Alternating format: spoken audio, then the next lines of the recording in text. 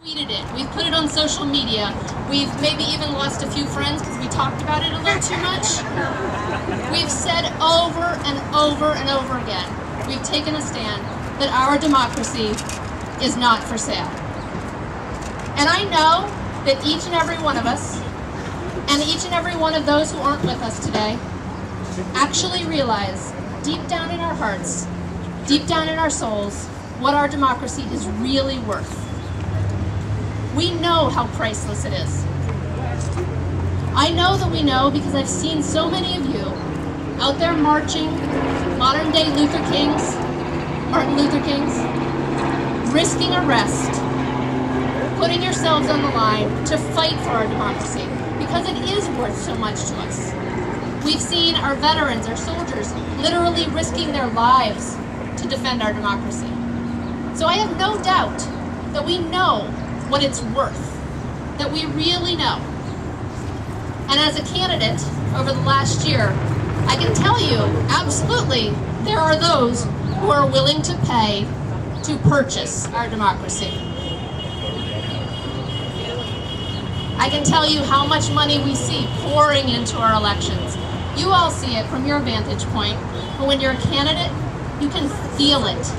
You can feel it in the reality that you spend more of your time on fundraising than anything else. I can tell you that in my campaign, I spent a minimum of 40 hours a week on fundraising. And if I wanted to talk to voters, that needed to somehow be squeezed in around that, because nothing got in the way of fundraising. And that was for a grassroots campaign, a campaign where we had over 5,000 people who contributed, and our average contributions were small contributions. So there are candidates out there who are fighting to make sure that our democracy cannot be bought. But all of it can be washed away when big money can come in at the very end of an election in unlimited amounts. And that's what Citizens United has done for our democracy. Has allowed people to believe that they can purchase our democracy.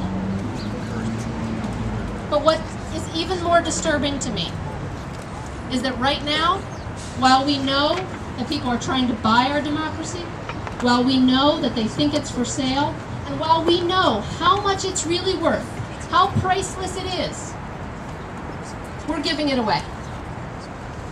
That's the truth. We're giving it away.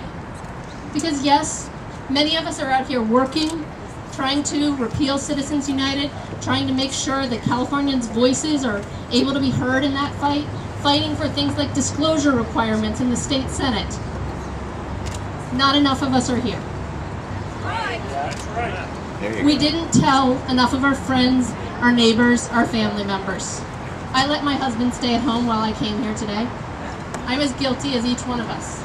Right now, we're giving it away. We're not fighting hard enough.